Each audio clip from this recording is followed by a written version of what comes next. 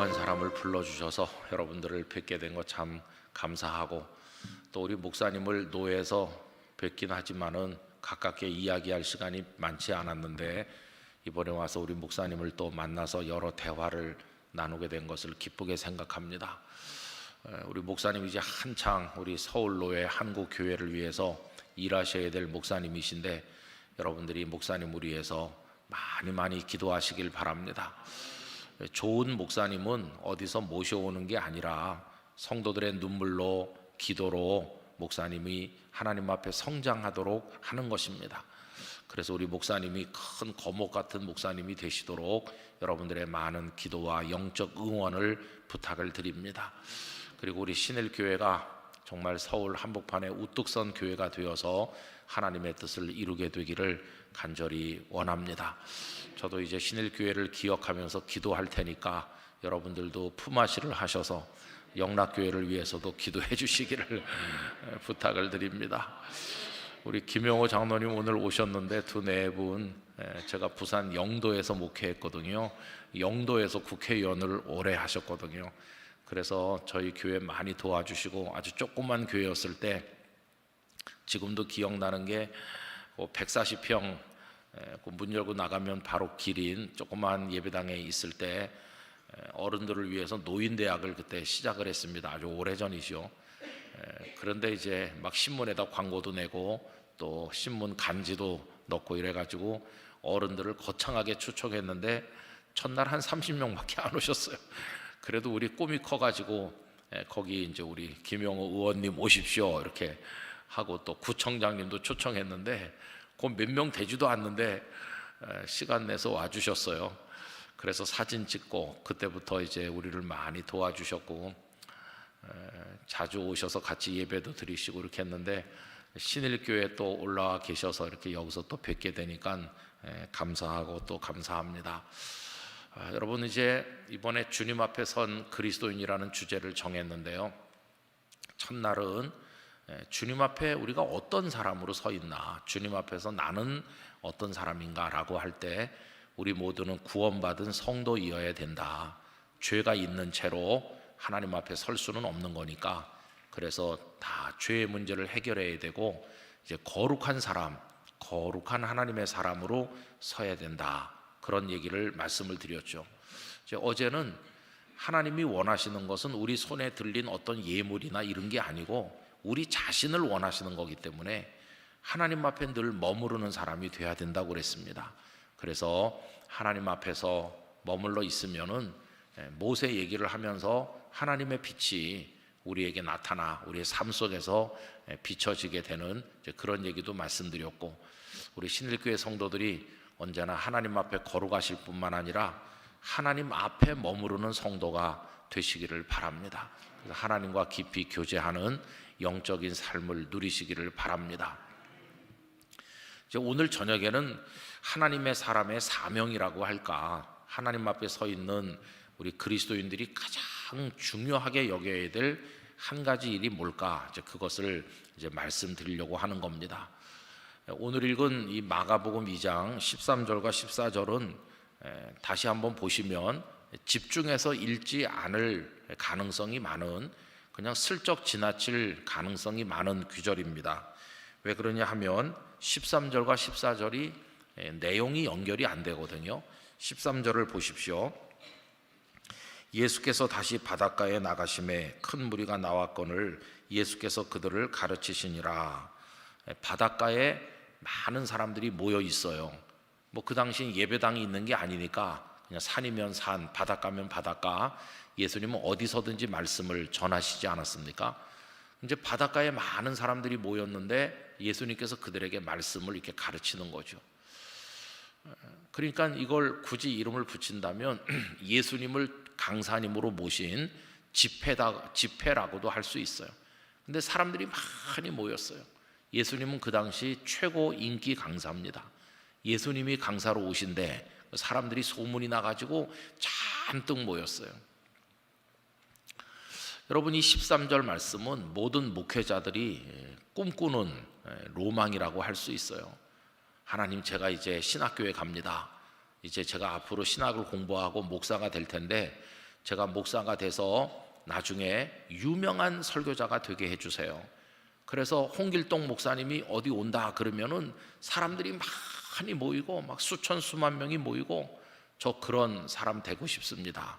이런 기도를 아마 많은 목사님들이 지금도 하고 있을 거라고 생각합니다. 예수님의 대형 집회예요. 여러분, 예수님 곁에는 언제나 사람들이 많았습니다. 누가복음에 보면은 수만 명이 모인 적도 있다고 그랬으니까 사람들이 늘 많이 있었어요. 그러면서 막 예수님을 향해서 환호성을 지르고, 예수님 얼마나 인기가 많겠습니까? 병든 사람 고쳐주죠, 배고픈 사람 먹여주죠. 뭐 굉장한 거예요. 그래서 많은 분들이 이제 13절에 대한 이제 환상을 가지는 거죠. 그렇게 되면 좋겠어, 이렇게 생각하는 거죠. 그런데 14절은 어떻게 다른지 한번 보세요. 또 지나가시다가 알페오의 아들 레위가 세관에 앉아 있는 것을 보시고 그에게 이르시되 나를 따르라 하시니 일어나 따르니라. 이 13절과 14절은 너무도 대조적입니다. 왜 그러냐 하면 13절은 사람이 많다고 그랬잖아요. 그런데 14절에는 딱 한 명 나옵니다. 알페오의 아들 레위, 딱 한 명. 그 다음에 또 어떻게 다르냐 하면 13절은 예수님이 가만히 계시는데 사람들이 막 밀려온 거예요. 사람들이 밀려왔어요. 그런데 14절은 예수님께서 직접 찾아가신 거예요. 그게 아주 달라요.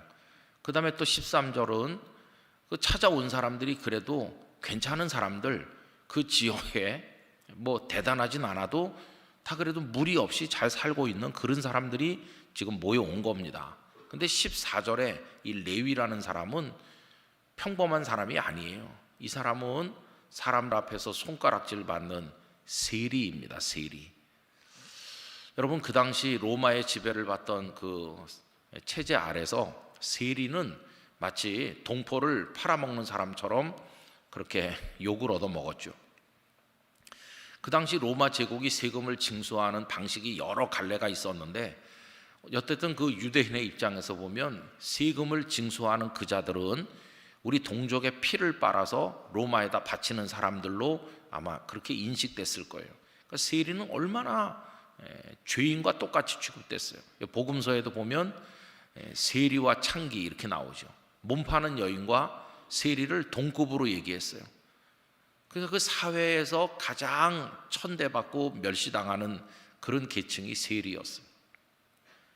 그들에게 유일한 보상이 있다면 돈을 좀 만질 수 있다는 거, 그게 유일한 보상이었을 것이고, 나머지에 있어서는 완전히 뭐 그냥 인간 말종이라고 불렸겠죠. 그런 사람이 레위입니다. 얼마나 그 당시 그 세리가 천대를 받았는지 요아킴 예레미야스라고 하는 분이 쓰신 예수님 당시 예루살렘에 관한 그 연구 서적을 보면은 그 당시 천대받던 직업이 몇 개 있습니다. 우리 조선시대 때도 뭐 백정 그런 사람들 천대받았잖아요. 그런 식으로 천대받던 직업이 몇 개 있는데 거기 이런 얘기가 나옵니다. 그 창기하고 세리하고 복음서에 같이 나오는데 그 둘 중에 누가 더 천대받았을까? 그걸 이렇게 설명해요. 거지가 있는데 지나가던 창기가 돈을 주면 거지가 그걸 받는다는 거예요. 창기가 주는 돈은 거지가 받아요. 그런데 세리가 돈을 주면 더럽다고 그러면서 던져버린다는 거예요. 그러니 얼마나 그 당시 세리가 형편없는 인간 취급을 받았는지 알 수 있잖아요. 근데 레위도 그런 사람입니다.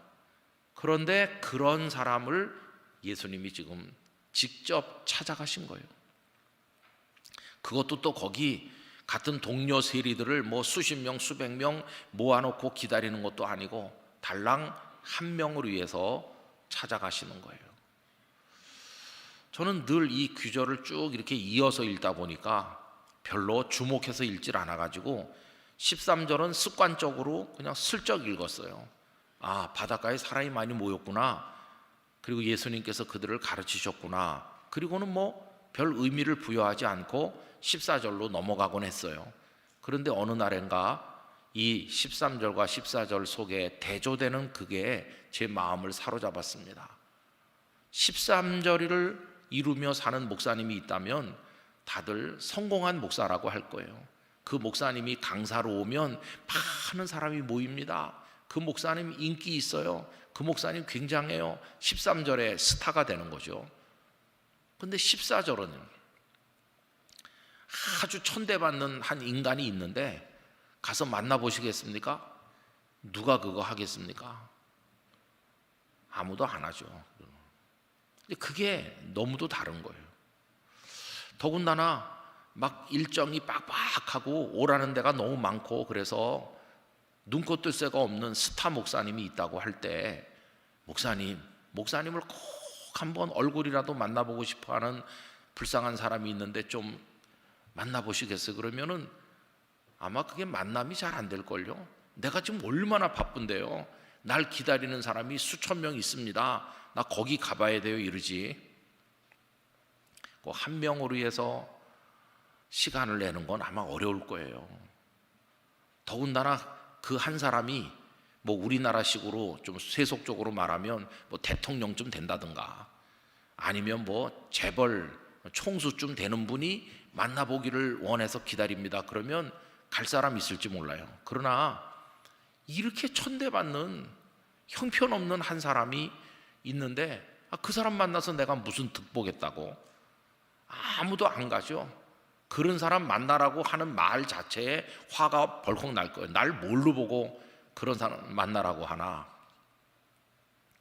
그것도 또 그 사람이 찾아와서 지금 문 밖에서 몇 시간째 기다리고 있습니다. 이것도 아니고 나보고 가서 만나보라 그러면 그거 가겠어요? 아무도 안 가죠. 그런데 예수님은 14절에서 그걸 하신 거예요. 13절에 예수님은 굉장히 능력 있고 사람들에게 환호를 받으시고 열광적인 스타처럼 보이는 예수님이세요.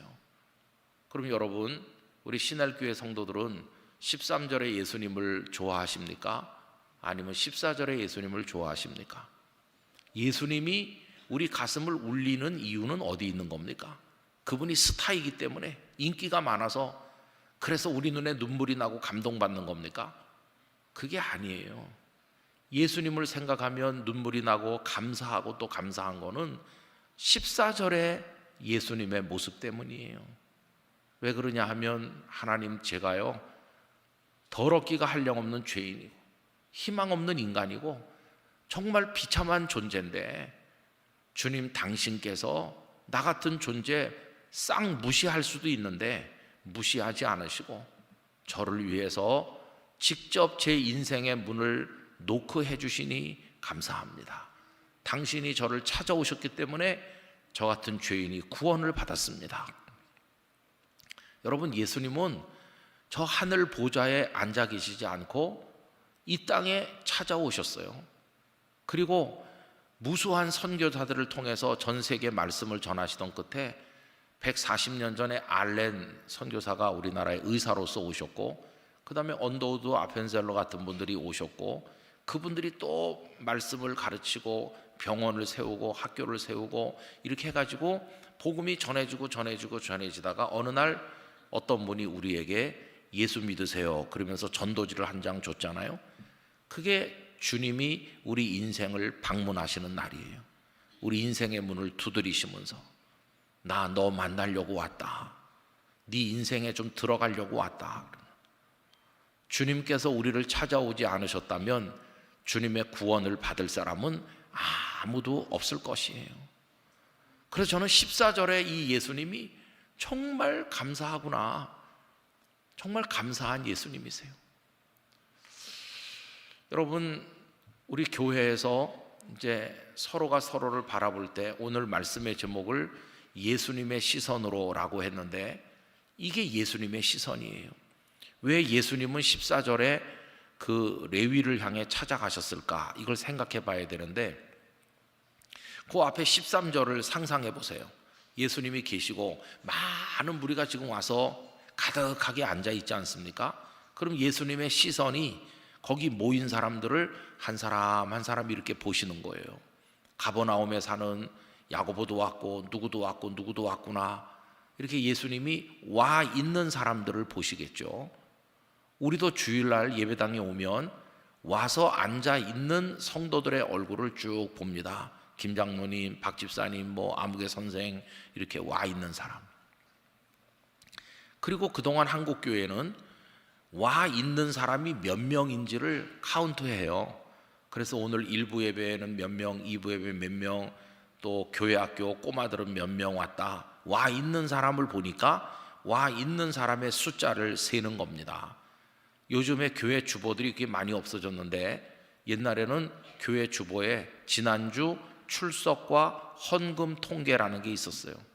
그래서 지난주에 쪼물하게 아들이 헌금을 얼마 드렸고 또 중고등학생들은 얼마를 바쳤고 이런 게 자세히 나와 있었는데 언제부터인지 헌금 통계가 없어졌고 출석 통계 있는 교회는 아주 드뭅니다. 그래서 지난주에 성도가 몇 명 예배드리러 왔는지 그게 이제 거의 없어졌어요.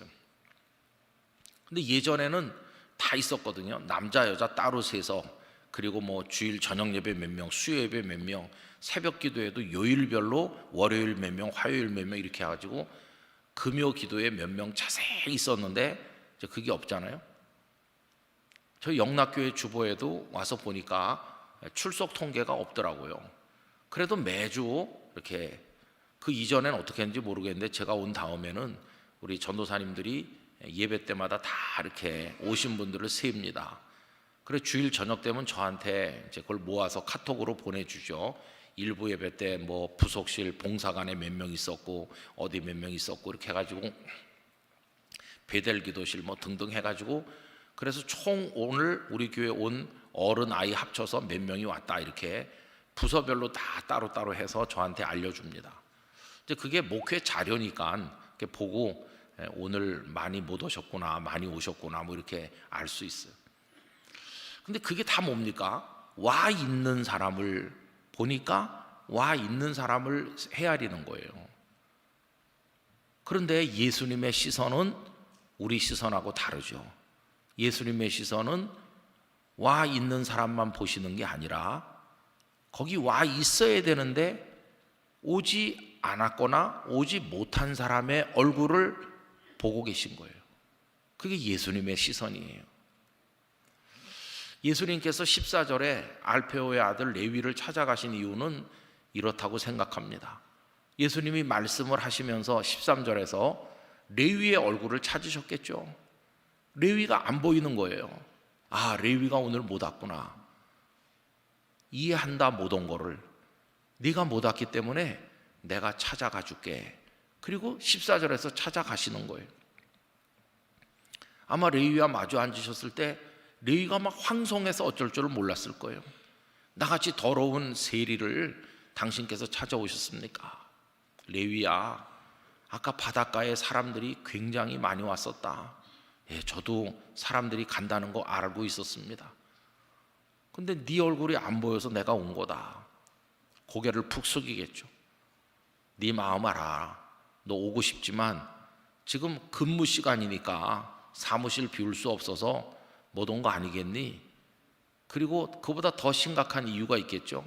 너도 오고 싶겠지만 널 보면 못 볼 걸 본 것 같이 몸서리치는, 너를 사람으로 취급하지 않는 그 많은 사람들 속에 끼어서 앉아 있을 수가 없으니까 너 사람들이 두려워서 못 온 거 아니냐? 널 미워하는 사람들, 그들이 너를 미워하기 때문에 못 왔겠지. 네가 돈은 좀 모았는지 몰라도 네 인생이 정말 불쌍하고 아무도 너보고 가까이 오라고 하지 않지. 그래서 내가 온 거다. 내가. 남들은 너를 어떻게 생각할지 몰라도 나는 너를 사랑한단다. 그러면서 이제 너 나랑 같이 살자. 돈 그거 가져봤자 네가 그거 가지고 구원받는 것도 아닌데 이렇게 사람들에게 멸시받으면서 그러지 말고 내 사람이 되라. 나를 따라와라. 예수님은 그를 더럽다고 던져버린 게 아니라 오히려 그 품에 안으시고 당신의 제자로 삼으셨어요. 이 레위가 바로 마태복음을 기록한 마태입니다. 마태가 마태복음을 기록해가지고 우리에게 전해줬기 때문에 우리는 얼마나 예수님에 관한 풍성한 이야기를 마태복음에서 읽을 수 있습니까? 거기 보면 예수님이 베들레헴에 탄생하셨는데 그때 동방 박사들이 별 따라온 이야기, 이게 전부 마태복음에 나오잖아요. 마태가 그걸 기록해서 우리한테 전달해 주게 된 그 배후에는 그가 제자가 됐기 때문이고, 그가 제자가 된 것은 예수님께서 그를 사랑하셔서 그를 찾아가 주시고 그를 당신의 사람으로 삼아 주신 그 은혜가 있기 때문인 것이에요. 그래서 13절도 대단하지만 정말 위대한 말씀은 14절입니다. 이게 복음을 그대로 보여주는 말씀이에요. 찾아오시는 예수님, 하늘 보좌를 버리고 이 땅에 찾아오시는 예수님. 대개 목사님들이 성도들 가정에 찾아가는 걸 신방 간다고 그러는데, 우리 예수님은 최장거리 신방을 오신 거예요. 하늘 보좌를 떠나서 이 땅으로 신방을 오셨고 우리 신일교회 성도들의 인생에 찾아오신 줄 믿습니다. 그래서 너 내 사람 되라 이렇게 하신 거예요. 우리가 자격 있나요? 우리가 뭐 흠없는 사람인가요? 다 하나님 앞에 더러운 죄인인데도 그런 거 문제 삼지 않으시고 내가 그것 때문에 왔다고 하시면서 우리를 다 품에 안아주시니 허물 많은 우리가 하나님의 아들도 되고 딸도 된 줄로 생각하는 것입니다. 얼마나 감사한지 몰라요. 이게 뭡니까? 이게 사랑입니다. 사랑. 여러분, 우리 성도가 주님 앞에 서서 살아갈 때 해야 될 한 가지 가장 중요한 일 오늘 말씀드린다고 했는데, 그게 다른 게 아니라 사랑하는 것입니다. 사랑하는. 전 신일교회 성도님들이 남아있는 시간, 인생의 시간 동안에 사랑하는 일에 전심을 다하시기를 바랍니다. 우리는 사랑하기 위해서 산다고 해도 과언이 아니에요. 사람은 사랑해야 되는 거예요. 글자가 비슷하잖아요. 사랑하지 않으면 그건 사람이 아닌 거예요. 우러나는 동물적 본능으로 하는 부모가 자식 사랑하는 거, 이런 거는 동물도 하는 거니까 그런 사랑 말고, 사랑할 수 없는 사람을 사랑하는 거, 예수님께서 죄인을 사랑하듯 원수를 사랑하시듯 그런 사랑을 너 내 앞에서 하면서 살아라. 사람 사랑의 과제를 우리에게 주신 것이에요. 여러분, 호스피스 사역을 하시는 분들, 아니면 병원에서 말기암 환자들을 돌보는 간호사나 의사 선생님들이 책 쓰신 책들을 많이 읽어봤는데 보면은 거의 내용이 비슷해요. 말기암이 되면은 다 후회하는 게 많대요. 처음에는 세상을 원망하기도 하고 하나님을 원망하기도 하다가 마지막에는 후회하는 게 많은데, 사람들이 뭘 후회할까? 암으로 생애가 얼마 남지 않은 마지막 순간에 후회하는 거, 뭐 돈을 더 많이 벌지 못한 후회, 그런 거 없어요. 다 마지막에 가장 많이 하는 후회는 사랑했어야 될 사람을 사랑했어야 될 때 사랑하지 못한 거.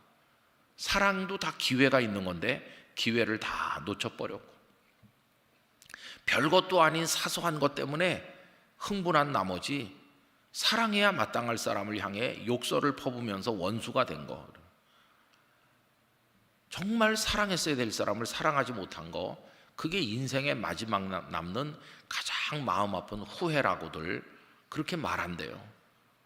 그래서 그런 이들을 돌보는 의사나 간호사들이 쓰신 수기 이런 데 보면은 그런 얘기가 많이 나와요. 아, 사랑해야 되겠구나.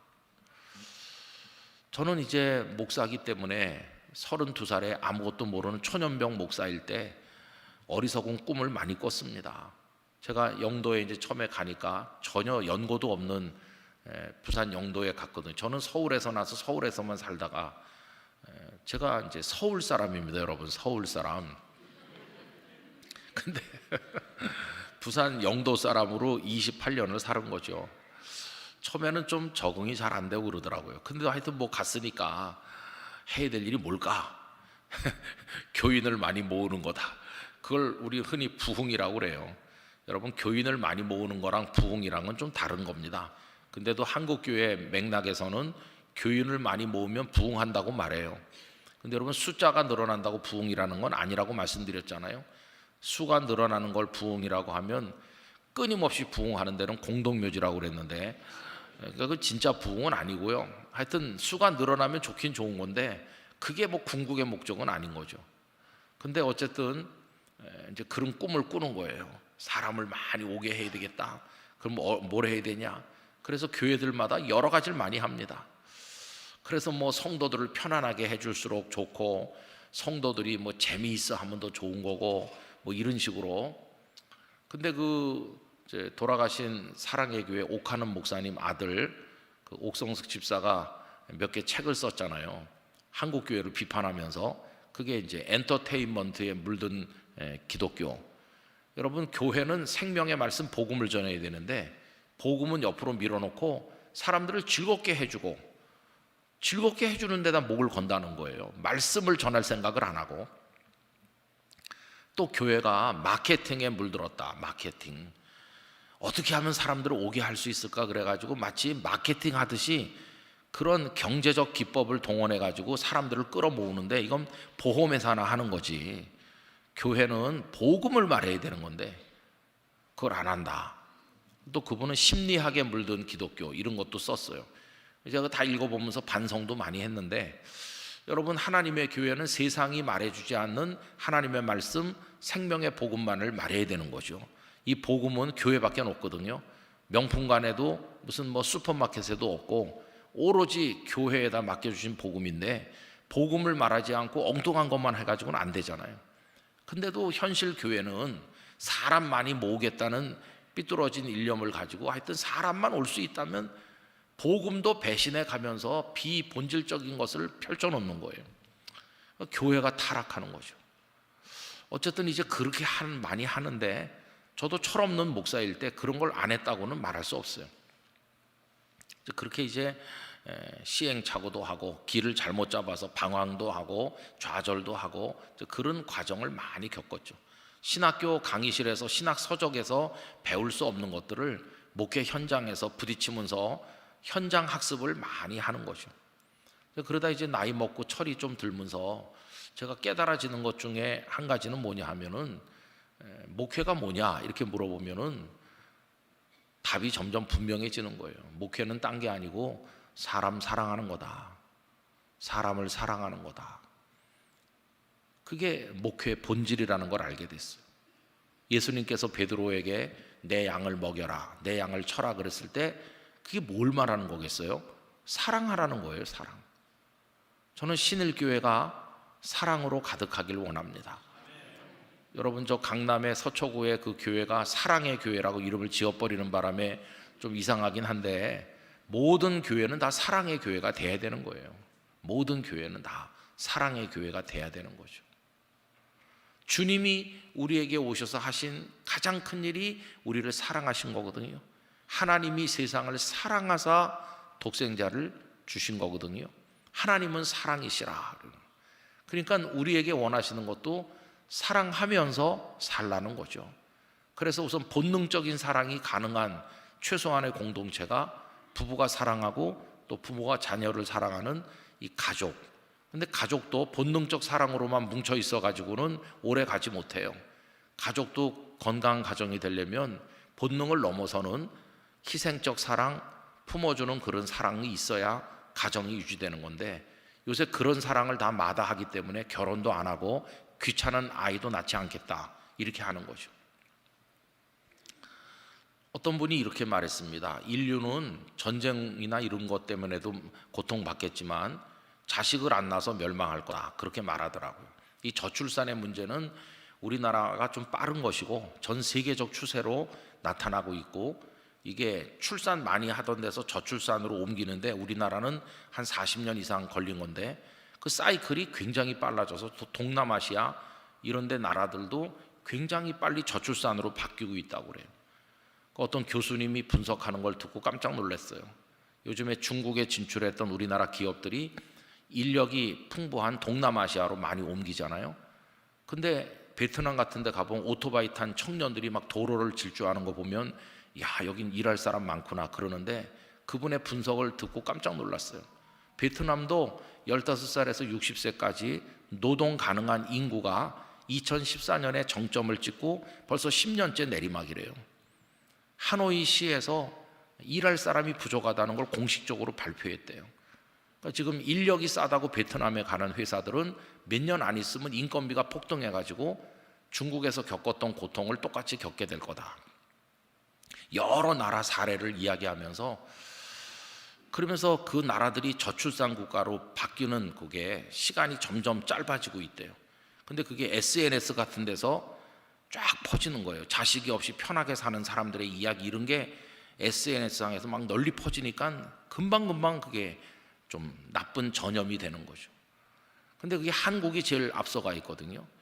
K-팝만 널리 퍼지는 게 아니라 K-저출산이 전 세계로 지금 퍼져나가고 있는 거죠. 그래서 전 세계가 다 이제 자녀를 적게 낳는, 성경이 생육하고 번성하라고 그랬는데 성경 말씀과 반대로 가는 거는 멸망하는 거죠.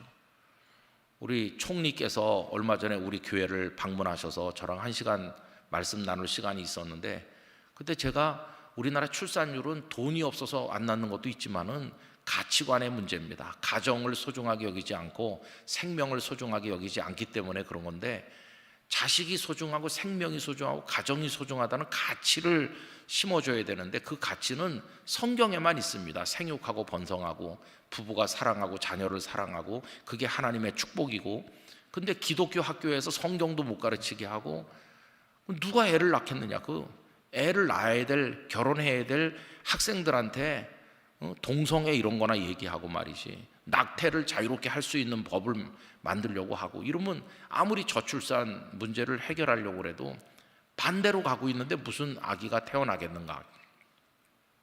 그래서 기독교 학교에서 마음대로 하나님의 말씀을 가르칠 수 있을 때 아이들이 이 생명의 소중함, 가정의 소중함을 배워야 어려워도 결혼도 하고 자녀도 낳고 하는 거지, 교육으로 해결하지 않으면 이거 해결하기가 어려울 거라고. 돈 좀 주면 조금 낮을지 모르지만 그게 궁극적 해결 방법은 아닙니다. 이제 그런 얘기를 이제 해드렸었거든요. 그날 저출산 대책위원회 그 위원들께서도 같이 동반해서 오시고 그래가지고 얘기는 많이 했는데 현실적으로 참 어렵겠죠. 근데 여러분 보세요. 이런 게 지금 전 세계적으로 이제 흘러가는 이제 그런 추세가 돼 있는 거죠. 그럼 결국은 이 세상이 지금 사람을 사랑하는 것을 힘들어하는 겁니다.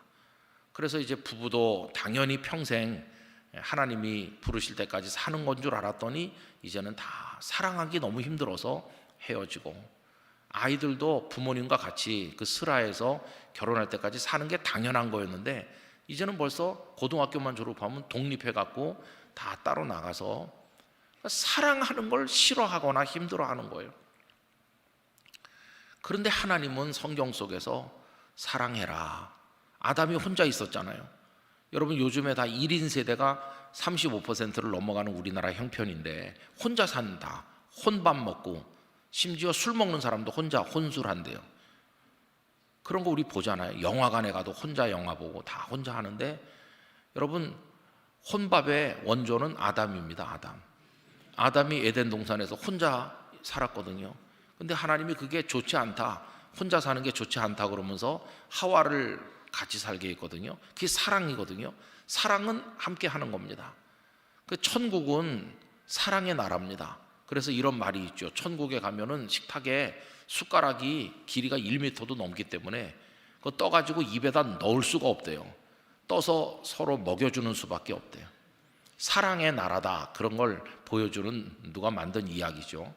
근데 지금 사랑하기를 너무 싫어하거나 사랑하기를 힘들어하니까 이게 전 세계적인 추세예요. 참 안타까운 거죠. 근데 하나님은 사랑하며 살아라, 이렇게 우리한테 말씀하는 겁니다. 그래서 그 레위같이 사랑받을 자격이라고는 요만큼도 없는 사람을 직접 발품을 바르셔서 그의 인생을 놓고 하시고 그를 사랑하시고 그런 사람을 자기 제자로 삼으시고, 이게 예수님의 사랑이에요. 오늘 우리가 여기 앉아 있는 것은 우리의 뛰어나고 분별력 있는 선택으로 이곳에 온 것이 아니라 우리를 찾아오신 주님의 사랑 덕분인 것이에요. 그래서 우리가 사랑받았기 때문에 지금 여기 있는 것이고, 앞으로 사랑받을 것이기 때문에 천국에 갈 줄 믿습니다. 하나님의 사랑이 우리를 구원하시는 거거든요. 그래서 여러분 이제 사랑하는 일에 최선을 다하시길 바라요. 그저 뭘 대단한 걸 해줘야 사랑하는 게 아니라 사랑의 마음을 위해서 기도하면서 어떻게 사랑하는 게 옳은지를 성경에서 배우면서 사랑의 은사를 주시는 성령님께 기도하면서 사랑의 마음을 가지고 전화 한 통도 사랑이고 카톡 메시지, 따뜻한 메시지 한 줄도 사랑이고, 차 한 잔도 사랑이고, 사랑은 말없이 옆에 있는 것도 사랑이고, 다양한 사랑이 있어요. 먼저 내가 미안했습니다, 내가 사과해요, 이렇게 악수의 손을 내미는 것도 사랑이고, 아주 다양한 사랑이 있어요. 그렇게 하는 게 우리가 주님 앞에 서 있는 그리스도인으로서 우리의 본분이라는 걸 알 수 있어요. 여러분, 사랑이 왜 이렇게 중요하냐 하면은 예수님께서 우리를 구원하시는 게 바로 사랑으로 구원하셨기 때문이죠. 많은 분들이 주님이 우리를 구원하신 거는 능력으로 구원하신 거다 이렇게 생각하는데, 그거는 성경을 잘 모르는 결과라고 생각합니다. 능력이 많아서 우리를 구원한 게 아니에요. 여러분, 예수님께서 마귀에게 이끌려서 시험을 받으시는데 첫 번째 시험이 이겁니다. 40일을 굶주리신 다음이기 때문에 몹시 배가 고픈데 마귀가 와서 한다는 말이 이 돌로 떡을 만들어라, 이거 아닙니까? 근데 돌로 떡을 만들어라 라고 말한 게 맞는데, 우리가 더 주목해야 될 거는 그 앞에 있는 그 전제입니다. 전제. 마귀가 이렇게 말해요. 네가 만일 하나님의 아들이거든 돌로 떡을 만들어라. 앞에 붙인 그 한마디가 참 간교한 겁니다. 그럼 예수님 입장에서 보면 돌로 떡을 만들거나 안 만들거나 둘 중 하나잖아요. 그 돌로 떡을 만들면 어떻게 될까요? 돌로 떡을 만들면 엄청난 인기 스타가 될 겁니다. 먹을 게 없던 그때 오병이어의 역사를 한 번만 해도 수많은 사람들이 몰려드는 판인데, 오병이어도 아니고 돌로 떡을 만들어서 주신다. 그러면 어마어마한 인파가 몰려오겠죠. 예수님은 금방 왕이 되실 거예요. 아닌 게 아니라 그 오병이어의 기적의 떡을 먹은 그들이 예수님을 임금으로 삼으려고 했다고 그랬어요. 그러니까 예수님이 돌로 떡을 만들어서 그들을 먹이기 시작하면은 예수님은 그냥 지저스 크라이스트 슈퍼스타가 되는 겁니다. 박수 받고 우리의 임금이시다 이렇게 하면서. 그러면 좋은 거 아닌가 이렇게 생각이 들죠. 아주 심각합니다. 좋은 게 아니고. 그럼 예수님이 그렇게 영광을 받으시면요, 예수님은 고난의 십자가를 지지 않게 됩니다. 영광만 받으시지 끌려가서 얻어맞고 십자가를 지지 않게 돼요. 그러면 우리는 어떻게 구원받은 겁니까? 예수님이 죽어야 될 우리를 대신해서 십자가에서 형벌을 받으셨고, 그 과정에서 피를 흘려 우리 죄를 씻어 주셨기 때문에 우리가 구원받는 건데, 예수님이 십자가 안 지시면 어떻게 되는 겁니까? 구원의 길이 없어지는 거예요. 마귀의 주된 목적은요, 어떻게 해서든지 우리가 구원받지 못하게 만드는 게 마귀의 목적이에요. 그래서 예수님이 우리를 구원하실 십자가의 길로 가시는 거를 못 가게 꽉 막는 거, 이게 마귀의 필생의 마귀가 노리는 거였어요. 여러분, 마태복음 16장에 이런 얘기가 나옵니다.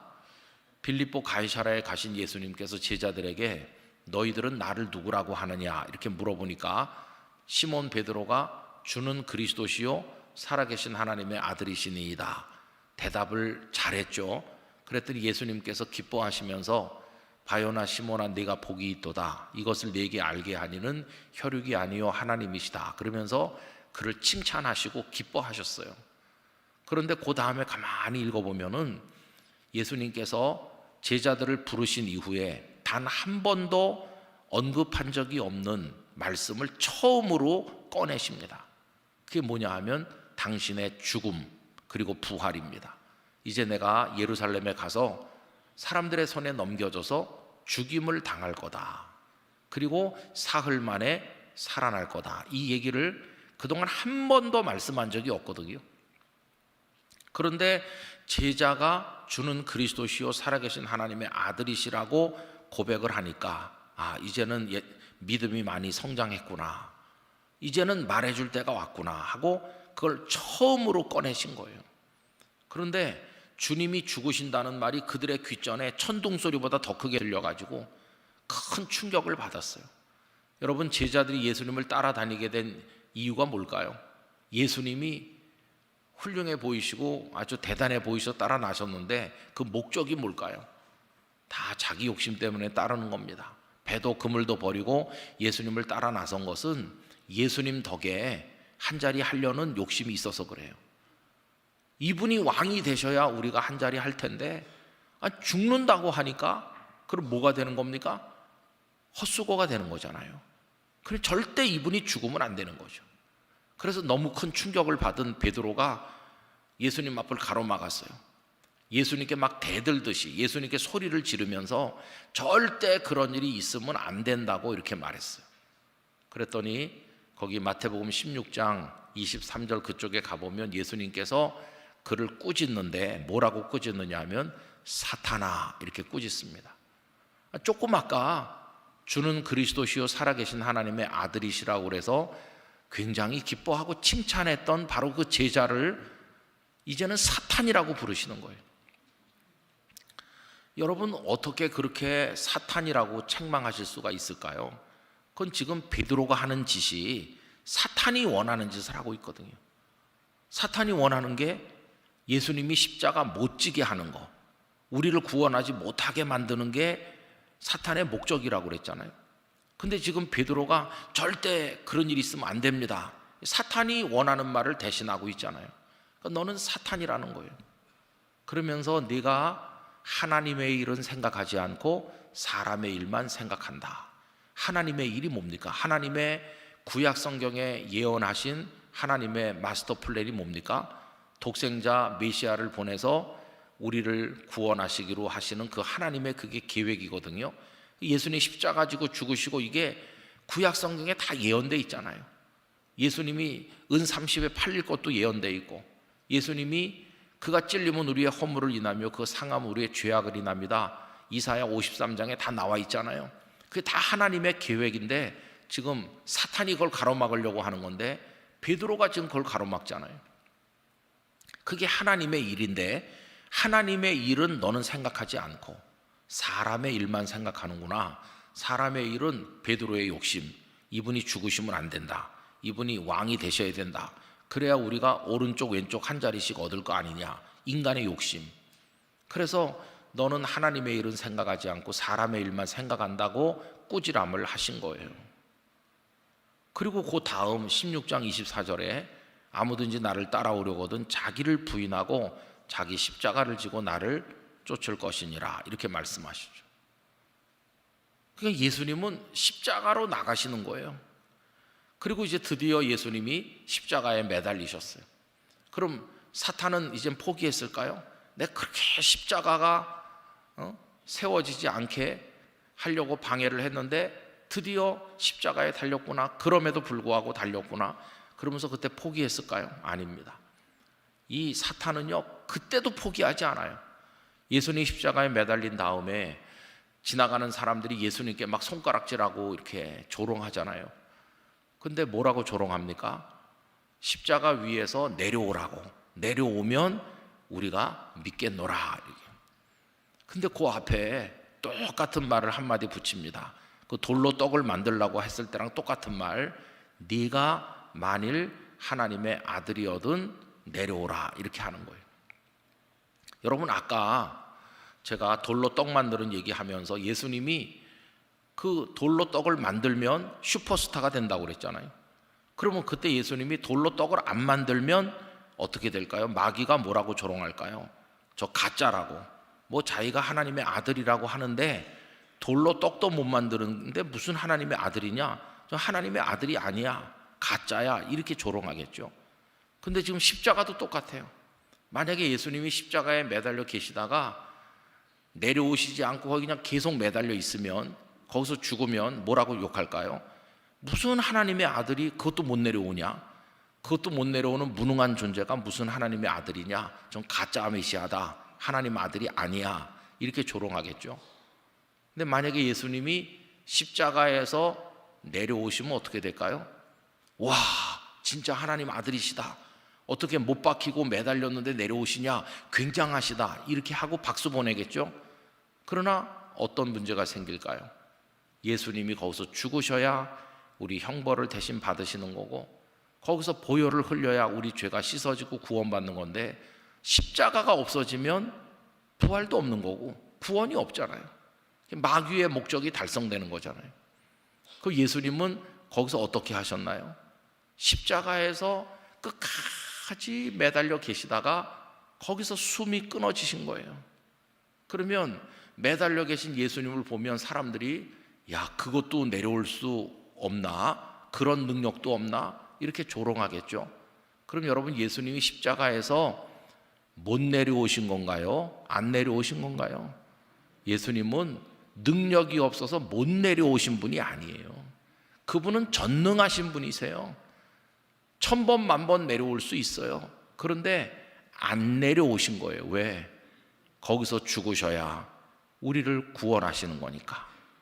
안 내려오신 거예요. 그게 뭡니까? 그게 사랑인 거예요. 우리를 사랑하기 때문에 안 내려오신 거예요. 그러면 질문을 다시 해보는 거죠. 예수님은 우리를 뭘로 구원하셨냐? 그러면 능력으로 구원하셨다, 이렇게 대답하면 될까요? 아니요. 예수님은 우리를 사랑으로 구원하신 겁니다. 사랑이 능력보다 위대한 겁니다. 여러분, 능력은 하나님이 우리에게 주시는 축복일 때가 있지만 능력만 너무 좋아하면 열매를 맺을 수 없어요. 능력은 사람을 슬프게 하기도 하고 상처를 받게 만들기도 합니다. 그러나 사랑은 상처를 싸매는 하나님의 놀라운 역사입니다. 능력이 어떻게 사람에게 상처를 주는지 금방 알 수 있어요. 여러분, 요즘에 세상에서 힘, 능력이 여러 가지가 있죠. 돈이 많으면 재력 있다 그러고, 몸이 건강한 사람 체력이 좋다 그러고, 높은 자리에 있으면 권력이 있다 그러고, 또 공부를 많이 해서 아는 게 많은 사람은 그 사람 지력이 있는 거죠. 지식의 힘이 있는 거죠. 요즘에 아주 막강한 힘 중에 하나는, 전엔 아니었지만 지금은, 그게 외모가 멋있는 겁니다. 외모. 잘생긴 남자, 정말 선녀 같은 여성, 잘생기기만 하면 머릿속에 든 게 없어도 스타가 될 수 있어요. 잘생긴 거 하나로. 그러면 얼마나 성형외과가 문턱이 닳도록 사람들이 많이 찾아가는지 몰라요. 우리 신학교에서 학생들 보면은 장가 안 간 총각 전도사들이 많아요. 제가 부산에 이제 신학교에 가서 강의할 때도 빨리 결혼해라. 너 교회 가서 일하려면은 배우자가 있어야지. 독신으로는 교회 일하기가 어렵다. 빨리 결혼해라. 그러는. 아직도 마음에 드는 사람 못 만났다는 거예요. 아니, 너 신학교를 왜 왔냐? 주님을 위해서 왔죠. 주님을 위해서 너 목숨까지 내놓을 각오로 온 거 아니야? 아, 그렇죠. 목숨은 내놓지만 예쁜 여자는 포기 못 합니다. 그러면서 예쁜 여자 만날 때까지 장가를 안 가고 버티는 거, 이게 얼마나 이율배반적입니까? 아니, 주를 위해 죽겠다는 사람이 예쁜 여자는 포기 못 한다니까 앞뒤가 안 맞잖아요. 그래갖고 뭐 선을 계속 보고 하는데도 안 되는 거예요. 그래서 제가 이제 마틴 루터 얘기도 했어요. 루터가 이제 수도사들은 독신으로 살았는데 나중에 결혼했지 않았느냐. 근데 내가 정확히 모르지만은 어떤 수녀원의 수녀들 시집 가는데 아무도 안 데려가고 마지막에 남은 여자랑 결혼했다더라. 그 마지막에 남은 여자가 캐서린 보라라고 하는 루터의 평생의 보배가 된 여성이죠. 그러니까 너도 그냥 아무도 안 데려가는 사람이랑 살아라. 근데 도저히 받아들이지 않더라고. 근데 여러분, 이런 거 아세요? 이게 사모님이 예쁘면요 참 힘듭니다. 왜 그러냐 하면 이런 거 생각해 보세요. 신일교회 이번 주일날 이 우주 공간에 이렇게 예쁜 사람은 나 못 봤다. 그렇게 예쁜 여성이 돌아오는 주일날 신일교회 예배 오셔서 다 여기 앉아서 예배 드리고, 그 옆에 어느 집사님, 여집사님이 나란히 앉아서 예배 드리면 그 여집사님이 그 다음 주에 하나님 앞에 감사헌금 바칠까요? 하나님, 지난 주일 예배 드릴 때 생각할 수도 없을 정도로 완벽미를 가진 여성과 나란히 앉아서 예배 드리는 영광을 주신 하나님께 감사합니다. 그러면서 예물 바칠까요? 아니면 교회 안 올까요? 아마 화가 머리끝까지 났을걸요? 왜냐하면 그 여성은 있는 정성 없는 정성 다 동원해서 빚어 만드시고, 나는 빚다 마른 메주같이 하나님 이럴 수 있습니까? 그러면서 하나님을 향해서 입이 쑥 나와가지고 원망을 바가지로 할 거예요. 그럼 그 여성은요? 그 여성이 뭐 잘못한 거 있습니까? 그 예쁜 여성은 아무 잘못이 없어요. 그녀의 죄가 있다면 예쁘게 태어난 죄밖에 없는 거예요. 성형외과는 그런 여자가 가는 데입니다. 하나님, 저의 외모로 인해서 많은 사람이 상처를 받고 있으니 평범한 여성으로 바꿔주세요 이러면서 성형외과를 그런 여자가 가야 되는 거예요. 근데 이제 사모님이 절세 미녀면 어떻게 될까요? 남자 성도들이 교회 올 때마다 화가 나는 거예요. 아무리 목사지만 목사님한테만 저런 예쁜 여성을 주시고 이게 뭐냐 도대체, 우리 집에 있는 그 다음은 제가 말하지 않겠습니다. 그 뭐냐 도대체. 더군다나 부부싸움까지 하고 온 사람은 더 화가 나겠죠. 그러면 남자 교인들만 화가 날까요? 여자 성도님들도 왔다가 사모님만 보면 예배 때 집중이 안 되는 거지. 야, 하나님 너무하시다 이렇게 하면서. 근데 사모님이 캐서린 보라 수준으로 아무도 안 데려가는 사람 수준으로 있으면요, 교회 부흥됩니다.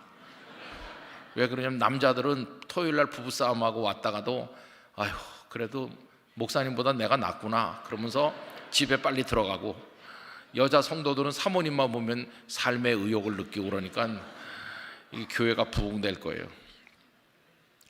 근데 여러분, 힘이 남을 구원할 것 같지만 힘은 상처를 주는 거예요. 돈이 많은 사람, 그 돈을 선하게 쓰면 참 좋을 때도 많아요. 돈을 선하게 사용하면 좋은데 대개 돈 옆에는 싸늘한 기운도 돕니다.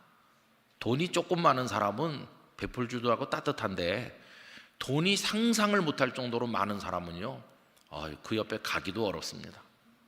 사는 수준 자체가 달라요. 사는 수준, 이렇게 사람을 만나는 레벨 자체가 달라가지고 거기 가서 옆에 있으라 그러면은 불편해서 못 있을걸요. 그게 다른 거예요. 그래서 그 힘 있으면 교회가 부흥할 것 같죠. 예컨대 뭐 우리 신일교회 재벌이 2명만 있으면 엄청 부흥할 텐데 그렇지 않아요. 어떤 교회가 좋은 교회냐면 사랑이 많은 교회가 좋은 교회입니다. 상처받은 사람이 와서 다 싸매지고 오갈 데 없는 사람들이 여기 와서 위로받고, 신일교회 오니까 우리 집 아랫목에 앉은 것 같다, 참 좋다, 그런 교회가 이게 사랑이 흐르는 교회고 부흥하는 교회인 거예요. 그래서 여러분이 사랑하는 사람 되어야 됩니다. 사랑하는 사람. 주님이 원하시는 게 바로 그것이니까요. 제가 이제 부산에 있을 때는 이제 처음에는 교회가 조그마했어요. 그래서 뭐 교인들 집에 숟가락이 몇 개인지도 다 잘 알잖아요. 그때는 뭐 맨날 성도들하고 이렇게 어울려서 살았어요. 근데 이제 성도가 조금씩 늘어나면서 언제부턴지 다 알지 못하는 때가 왔습니다. 그래서 이제 교구를 나눠가지고 목사님들이 이제 교구 담당 목사님이 생기고, 전에는 일일이 제가 다 신방을 다니다가 이제 힘이 딸려가지고 그렇게 못 가고, 그렇게 하다 보니까 잘 모르는 성도도 생기게 됐어요. 어딜 갔는데 누가 반갑게 인사하면서 목사님 안녕하세요 그러는데 누구세요? 그러면은 땅끝 교회 교인인데요. 그러면 얼굴이 새빨개지고 쥐구멍이라도 들어갈 판인데 그런 경우도 있는 거예요. 한 번은 제가 이런 충격을 받았어요. 어떤 남자 집사님이 이렇게 악수하면서 나가는데 집사님 잘 계셔요? 그러니까 그 집사님 그럼 잘 지내죠? 그러면서 목사님도 건강하세요? 그러고 이렇게 나갔어요. 그 집사님이 제 앞을 지나갔잖아요. 그런데 저쪽에서 이상한 말이 들리는 거예요. 제 앞을 지나가셔서 몇 미터 갔는데 다른 집사님이 저랑 악수한 그 집사님한테 아니 그 암 수술했다더니 교회 왔네 이러는 거예요. 저 깜짝 놀랐어요. 그러니까 제 앞에서 잘 지내요, 목사님도 건강하세요 하고 지나간 그 집사님이 큰 수술을 받은 거예요, 암으로. 근데 다른 집사님은 그걸 알아요. 알아가지고 암 수술을 받았다더니 교회 왔네 이러는데 목사는 아무것도 모르고 있는 거예요. 암 걸린 것도 몰라, 암 수술 받은 것도 몰라. 그래서 제가 너무 부끄러운 생각이 들어서 쫓아내려가서 아니 집사님 암 수술 받은 거요? 그랬더니 그때서야 수술 받은 지 좀 됐습니다. 그 왜 말을 안 했냐고 그러니까 목사님 저 말고도 그냥 기도해 줄 사람도 많고 머리도 복잡한데 저까지 뭐 거기 얹혀가지고 힘들게 하겠습니까? 그래서 그냥 말을 안 했다고. 제가 그날요, 이건 목사도 아니다, 이거는 성도가 암에 걸려서 죽어가도 모르는 거예요. 그럼 뭐 이렇게 목사로 있긴 있지만은 이렇게 하는 게 목회인가? 그리고 사람이 점점 더 많아지면은 진짜 더 모를 거 아니겠어요? 그러다가 영락교회로 와서 보니까 여기는 뭐 사람이 뭐 그때보다 또 훨씬 많으니까 알 수가 없잖아요. 그 성도들도, 영락교회 성도들은 담임 목사가 당신 사정을 알 거라는 기대를 아예 하질 않고, 교구 목사님이 다 이렇게 18개 교구의 목사님들이 다 계시고 전도사님들이 계셔서 그 교구 안에서 다 하는 거지. 교구 하나가 이제 교회 하나와 같아요. 어떤 교구는, 큰 교구는 그 교구 하나에 수천 세대가 있으니까 그게 하나의 교회죠, 뭐 교회. 그 담임 목사인 저는 주일날 설교하고 뭐 누가 누군지도 모르고 이름도 몰라 얼굴도 몰랐는데, 어떤 분은 얼굴은 아는데 이름을 모르고, 어떤 경우에는 이름은 아는데 얼굴이 생각이 안 나고 그런 거예요. 야, 이게 뭐. 그래서 제가 하나님 앞에 가만히, 하나님 진짜 큰 위기를 만났네요. 내가 목사가 아니고 그냥 목사가 아니게 될 위기를 만났네. 이게 하나님께서 그래, 그 많은 성도를 네가 어떻게 일일이 다 알겠니? 그리고 힘이 모자라니까, 그러니까 부목사님들이 다 도와주시는 거고 다 그런 거지. 그럼 저는 뭐 아무것도 몰라도 되는 겁니까? 저는 이렇게 생각합니다. 성도 때문에 기뻐할 수도 없고 성도 때문에 눈물도 흘리지 않는 목사는 목사가 아니라고 생각합니다. 이중표 목사님이 이런 얘기 하더라고요. 가장 행복한 목사가 누구냐 하면은 성도 때문에 기뻐서 울 수 있는 목사는 가장 행복한 목사다. 하나님, 이렇게 우리 교회에 훌륭한 믿음을 가진 집사님이 있어서 그런 집사님 앞에 설교를 하는 목사가 됐습니다. 저 집사님의 믿음은 목사인 저보다도 10배, 100배 순수하고 뛰어난 믿음입니다. 저런 집사님을 바라볼 수 있는 목사가 되게 해주신 거 정말 감사합니다. 그러면서 감격의 눈물이 흐르면 그 목사는 최고로 행복한 목사라고. 그러니까 목사가 정말 행복한 목사인 것은 성도의 그 신앙을 보고 기쁘고 감동받는 그런 목사는 최고의 목사가 된 거고요. 행복한 목사고. 그 다음에 그런 게 없으면 그 목사가 아니죠. 또 성도의 아픔을 모르는 사람도 그 목사가 아닌. 그럼 이제 나는 지금 어떻게 된 거지? 신방도 다 부목사님들이 가고 뭐 성도들이 누가 뭐 어떻게 사는지 형편도 모르고. 하나님께서 제 마음에 네가 다 알지 못하지만 그래도 오며 가며 네가 알게 되는 경우는 있을 거다. 아주 적은 범위겠지만 그런 이들이라도 네가 위해서 기도해주고 사랑해드려라. 그런 감동을 주시더라고요. 그래서 이제 제가 이렇게 오며 가며 일부러 뭐 따라다니면서 알진 않아도 있다 보면은 어느 구역에 계신 누가 지금 생명이 위독하다고 하더라. 그런 소리를 듣게 되는 경우가 있어요. 아내를 통해 듣는 경우도 있고. 그럼 이제 이렇게 메모를 해놓고 기도도 하고 찾아갈 수 있으면 찾아가기도 하고 뭐 그래요. 눈물 나는 사연들도 많이 있기도 하고.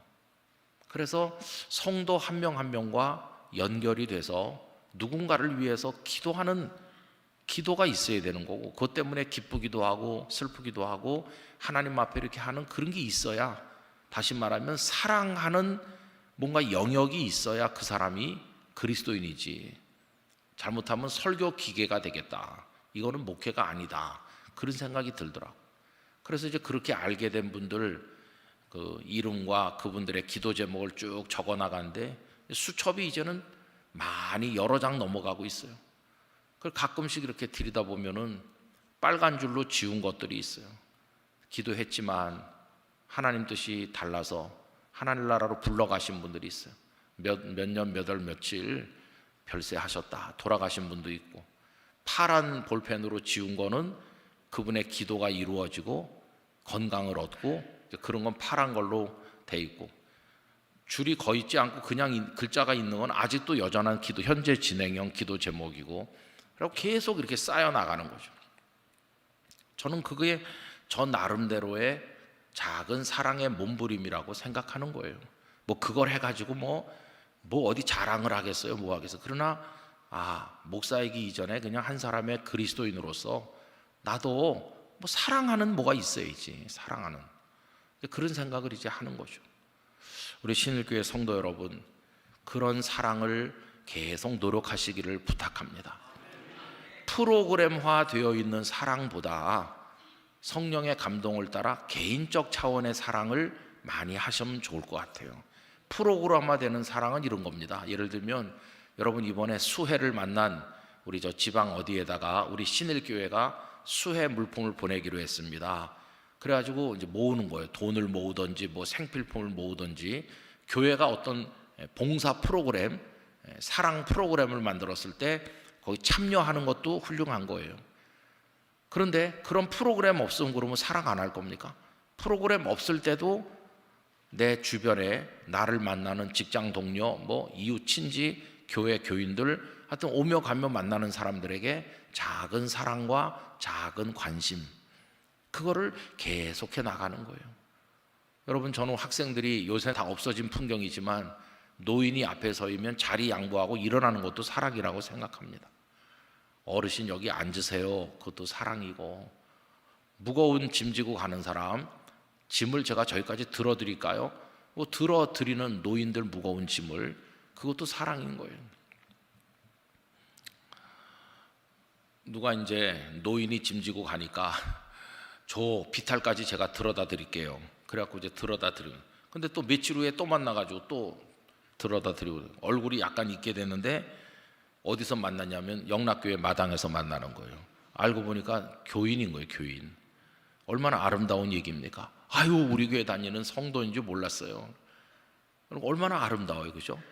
교회 다닌다고 하는 사람이 뻔뻔하게 노인이 짐 들고 쩔쩔 매는데도 들어다 드리지도 않고, 이렇게 하지 않고 들어다 드리니까 얼굴이 낯익었는데, 아이고, 우리 교회 다니는 성도였네.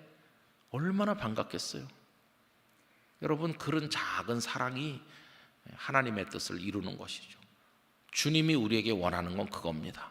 나중에 우리 천국문 들어갈 때 주기도문 외워봐라, 이런 거 묻지 않으실 거예요. 성경 몇 독했냐, 그런 거. 성경 퀴즈대회, 베드로의 이전 이름은 뭐였냐, 그거 못 맞추면 지옥에 가고, 그런 거 아니에요. 예수님의 보혈로 구원받고, 그리고는 얼마나 주님의 마음으로 사랑했는지, 그게 중요한 거죠. 그러니까 여러분, 우리가 싸울 때도 있어요. 뭐 성도라고 다 뭐 완벽한 건 아니니까, 다 흠이 많은 사람들끼리 모였으니까 싸울 때도 있지만은, 그래서 예수님은 싸울 걸 다 알고 원수를 사랑하라고 하신 거예요. 원수 될 수도 있다는 걸 다 알고 계신 거예요. 싸워가지고 이제 다시는 내가 생전 내가 숨 쉬는 동안에는 그 여자 얼굴 안 볼 거다, 그렇게 막 싸우고 토라지고 하지만은 그래도 사랑해라. 여러분, 사랑은 그 어떤 계명보다도 위대한 것입니다. 믿음보다도 위대하고 소망보다도 위대하기 때문에 믿음, 소망, 사랑, 이 세 가지는 항상 있을 것이나 그 중에 제일은 사랑이라, 이렇게 하신 거죠. 제가 아는 목사님이 한 분 계시는데, 그 목사님 이젠 최근에 돌아가셨어요. 연세가 한 90대서. 근데 그 목사님은 정말 좀 무능하신 분이에요. 자타가 공인하는. 공부는 잘했어요. 명문대학 나오고 훌륭하신데, 그 당신이 아는 걸 전달하는 방법을 몰라요. 그래서 다 자타가 공인하는 설교를 못하는 목사님이에요. 본인도 그거 알고 있고, 그래, 설교도 잘 못하시고 걔 소리만 질러요. 강단에서 얼굴이 빨개지면서 막 소리만 지르는데 내용도 없는 것 같고, 참 이상해요. 아는 것도 많고 그런데 그걸 잘 말로 표현을 못하셔요. 그리고 뭐 이렇게 좀 뭐라 그럴까, 능력이 없는 것 같이 보여요, 그 목사님. 근데 그 목사님 그 교회를 35년이나 계셨고, 그 목사님 은퇴하는 날 온 성도가 울었습니다. 우리 목사님 은퇴한다고. 여러분, 왜 울었을까요? 좋은 설교를 많이 해서 그랬을까요? 그 목사님은 정말 사랑 그 자체거든요. 사랑. 정말 사랑해 줍니다. 그래서 누구네 집에 사람이 죽으면, 그 옛날이긴 하지만요, 요새는 다 장의사가 하는데, 목사님이 다 손수 가서 그 씻기고 옷 다 입혀가지고, 그래서 장례 다 하고, 믿는 사람만 해주는 게 아니라 교회 옆에 사는 이웃 사람도 다 옷 입혀갖고 장례, 가난한 사람들 다 해주고, 그냥 사랑 덩어리처럼 사셨어요. 성도들은 뭐 설교를 좋은 말씀을 들어서 은혜를 받는 게 아니라 목사님만 바라보면 은혜가 되는 거예요. 목사님이 소리를 지르든지 중단하든지 상관없이 우리 목사님은 그냥 사랑이다. 그래서 그렇게 많은 성도들이 목사님 은퇴한다고 울고. 여러분, 위대한 것은 사랑입니다. 저도 우리 신일교회 성도들이 무수한 레위를 찾아가시기를 바랍니다. 예수님의 시선으로 이번 주일부터 와 있는 분들 얼굴만 보지 말고 누가 우리 교회 왔어야 되는데 오늘 왜 안 왔지? 안 오신 분을 보는 마음의 눈이 있어야 돼요. 전화를 해보고, 그래서 그 오지 못한 분들을 찾아가고 그들을 다시 교회에 오게 하고, 이렇게 하면서 여러분 이 자리가 사랑으로 넘치는 그런 교회를 만들어 가시기를 바랍니다. 그게 주님 앞에 선 성도가 해야 될 일이에요. 여러분들에게 그런 은혜가 충만하시기를 간절히 기원합니다. 기도하겠습니다. 거룩하신 아버지 하나님, 아무것도 알지 못하는 불초한 종을 보내셔서 3일 동안 말씀을 나누었습니다. 저희들은 사람 앞에 서 있는 존재 이전에 주님 앞에 서 있는 그리스도인입니다. 주님 앞에서 나는 누구일까 늘 생각하며 거룩한 성도, 그리고 주님 앞에 머무르기를 기뻐하는 사람, 그리고 사랑을 행하는 사람 되게 해주시기를 원합니다. 아버지 하나님, 신일교회를 축복하시옵소서. 사랑의 교회가 되게 하여 주시고 성도들의 심령과 가정에 사랑이 넘치게 만들어 주옵소서. 예수님 이름으로 기도 올리옵나이다. 아멘.